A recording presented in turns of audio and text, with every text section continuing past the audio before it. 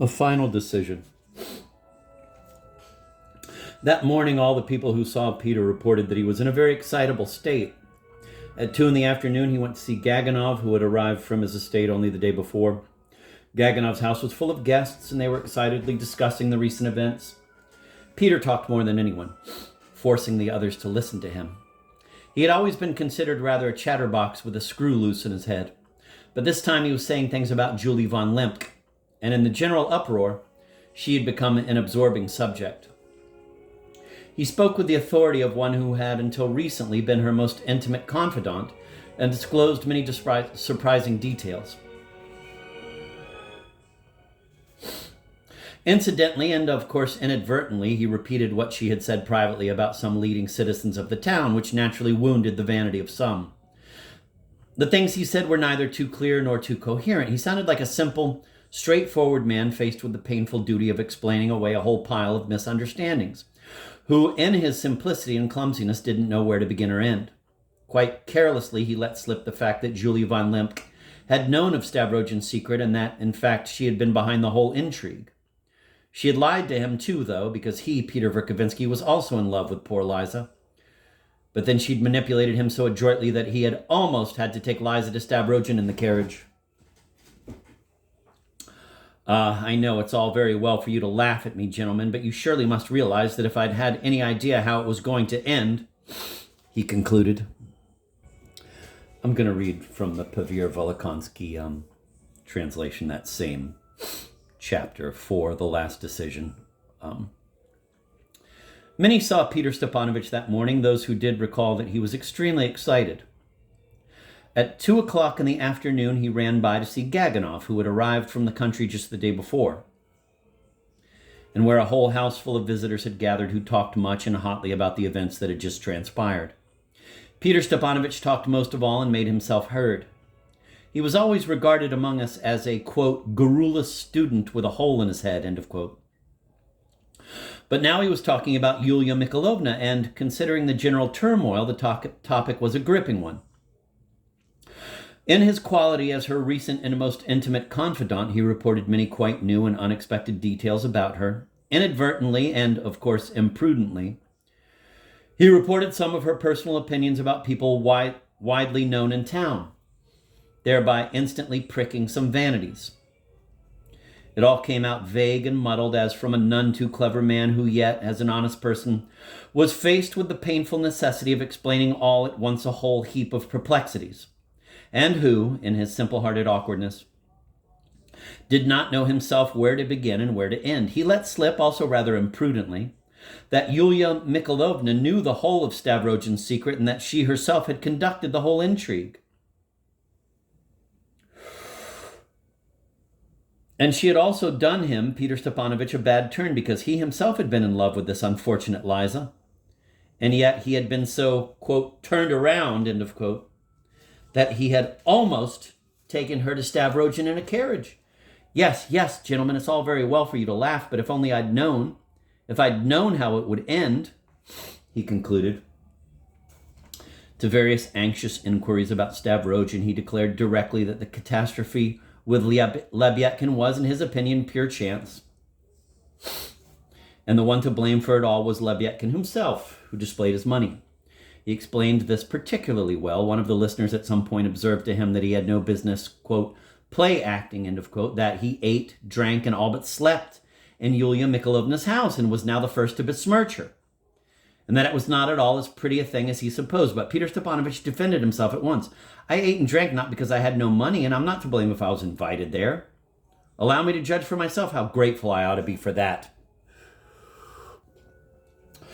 Generally, the impression was in his favor. Granted, he's an absurd fellow, and of course an empty one, but how is he to blame for Yulia Mikhailovna's follies? On the contrary, it appears he tried to stop her. Sorry, I have to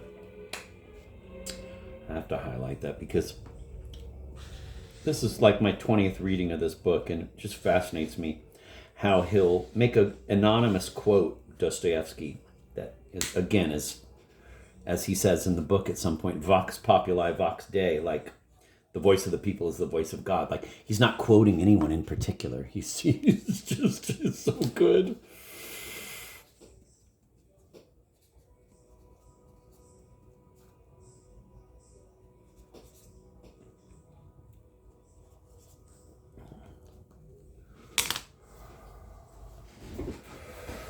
At about 2 o'clock, the news suddenly spread that Stavrogin, of whom there was so much talk, had unexpectedly left for Petersburg on the midday train. This was very interesting. Many frowned. Peter Stepanovich was struck to such an extent that they say he even changed countenance and exclaimed strangely, quote, "But who could have let him out?" End of quote. He immediately left Gaganov's at a run. However, he was seen in 2 or 3 other houses. I have to read that in the other. Let's go to McAndrew.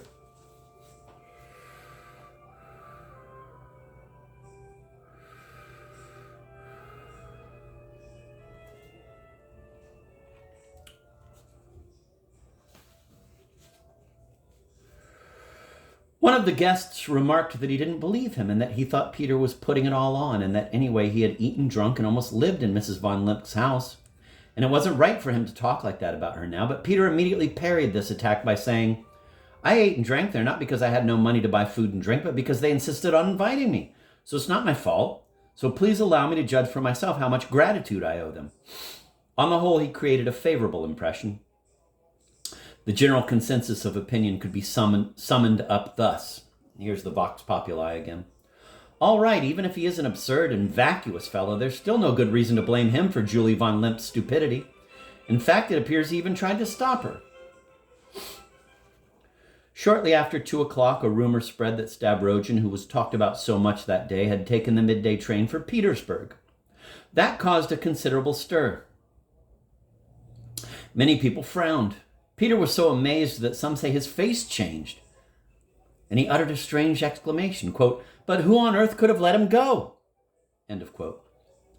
He immediately dashed out of Gaganov's house. However, he was later seen in 2 or 3 other houses. I'm going to go back to Paveer Velikonski. Towards dusk, he found an opportunity for penetrating to Yulia Mikhailovna, though with great difficulty because she decidedly had no wish to receive him. I learned of this circumstance only 3 weeks later from the lady herself, before her departure for Petersburg. She did not go into detail, but observed with a shudder that he had, quote, "amazed her then beyond all measure," end of quote. I suppose he simply frightened her with a threat of complicity in case she decided to, quote, "talk," end of quote. This need to frighten was closely bound up with his designs at the time, certainly unknown to her. And only afterwards, about 5 days later, did she guess why he had so doubted her silence and so feared any new outbursts of indignation from her. Before 8 o'clock in the evening, when it was already quite dark on the outskirts of town, in Fomin Lane, in a small lopsided house, in the apartment of Ensign Urkel, our people gathered in full complement, all 5 of them. The place of the general meeting had been appointed by Peter Stepanovich himself, but he was unpardonably late, and the members had already been waiting an hour for him. This Ensign Urkel was that same little visiting officer who had sat the whole time at Virginsky's party with a pencil in his hand and a notebook in front of him. He had arrived in town not long ago, rented a solitary place in a secluded lane from 2 sisters, old tradeswomen, and was due to leave soon. To gather at his place was most inconspicuous. This strange boy was distinguished by an extraordinary taciturnity. He could sit for 10 evenings in a row, in noisy company and amid the most extraordinary conversations, without saying a word himself, but on the contrary, with extreme attention, following the speakers with his child's eyes and listening. His face was very pretty and even as if intelligent. He did not belong to the Fivesome. Our people supposed he had special instructions of some sort and from somewhere, purely along executive lines. It is now known that he had no instructions and that he hardly even understood his position. He simply bowed down before Peter Stepanovich, whom he had met not long before. Had he met some prematurely depraved monster who under some socio-romantic pretext egged him on to found a band of robbers and ordered him, as a test, to kill and rob the first peasant he came upon, he would certainly have gone and obeyed. He had a sick mother somewhere to whom he sent half of his scanty pay. And how she must have kissed that poor blonde head, trembled for it, prayed for it. I enlarge upon him so much because I am very sorry for him. I'm going to have to go to the McAndrew translation because all these little detailed, tiny characters are just so mind-blowing.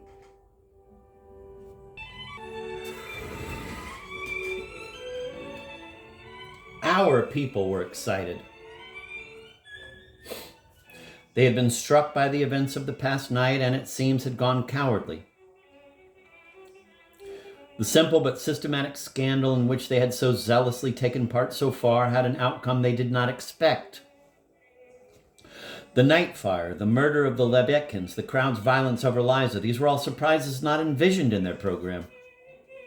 They hotly accused the hand that moved them of despotism and disingenuousness. In short, while waiting for Peter Stepanovich, they incited each other so much that they again resolved finally to ask him for a categorical explanation. And if he evaded once more, as had already happened,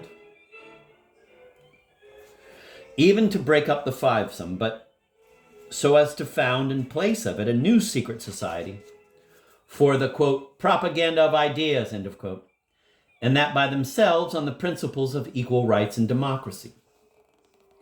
Laputin, Shiglioff, and the knower of the people especially supported this idea. Lyamshin kept mum, though with an air of agreement. Virginsky hesitated and wished to hear out Peter Stepanovich first. It was resolved that they would hear out Peter Stepanovich, but he still did not come. Such negligence added even more venom. Urkel was totally silent and merely arranged for tea to be served, which he brought with his own hands from his landladies in glasses on a tray, without bringing in the samovar or letting the serving woman enter.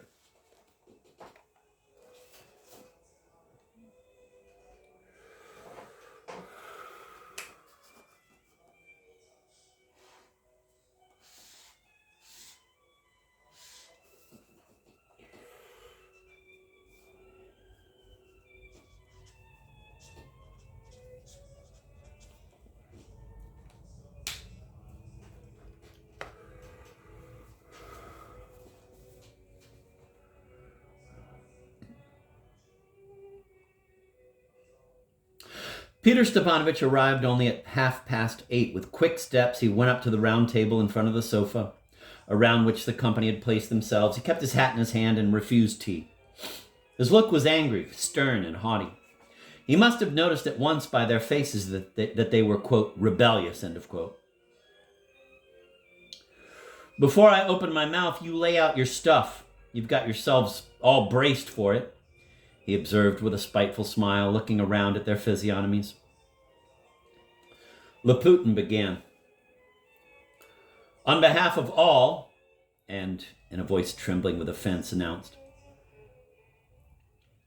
that if it goes on like this, one could smash one's own head, sir. Oh, they're not at all afraid to smash their heads and are even ready to, but only for the common cause. The general stirring and concurring. And therefore let there be frankness with them as well, so that they would always know beforehand, quote, otherwise what will it come to? End of quote. Again a stirring, some guttural sounds. To act in this way is humiliating and dangerous. It's not at all because we're afraid, but if there's one who acts and the rest are mere pawns, then the one may bungle it, and all will get caught. Exclamations, yes, yes, general support. I'm going to have to go to the... this one, because the way that he handles that, and he quotes and unquotes some parts of it, it's fucking weird.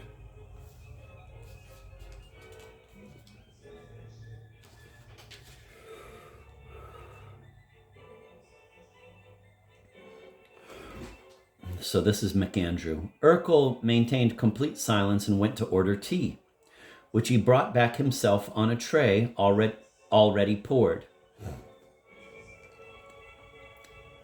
Urkel maintained complete silence and went to order tea, which he brought back himself on a tray already poured. He didn't let the maid into the room with the samovar.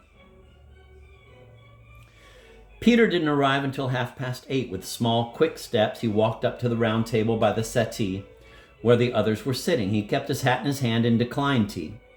He looked irritated, stern, and haughty. He must have seen immediately from their faces that they were in a rebellious mood. Before I even open my mouth, I want you to come out with it.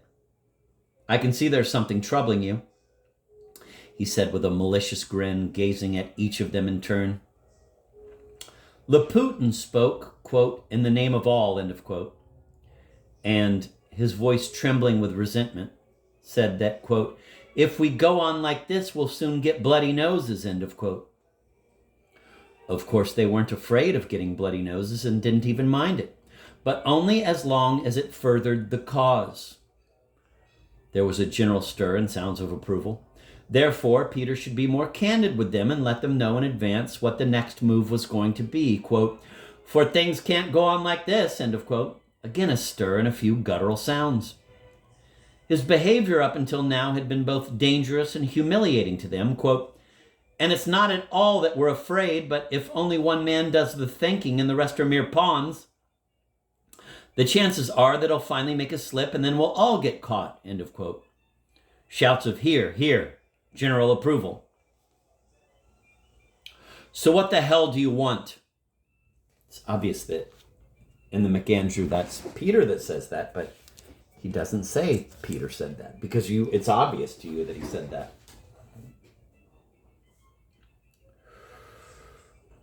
So this is the Paveer Volokonsky. Devil take it. What do you want then? And what relation to the common cause, Laputin began to seethe, do Mr. Stavrogin's little intrigues have? Suppose he does belong in some mysterious way to the center, if this fantastic center really exists. But we don't want to know about that, sir. And meanwhile, a murder has taken place. The police are aroused. By the string, they'll find the ball. If you and Stavrogin get caught, we'll get caught too, the knower of the people added. The knower of the people. If you get caught, we'll get caught. I'm going to go back to McAndrew. If you get caught, we'll get caught too.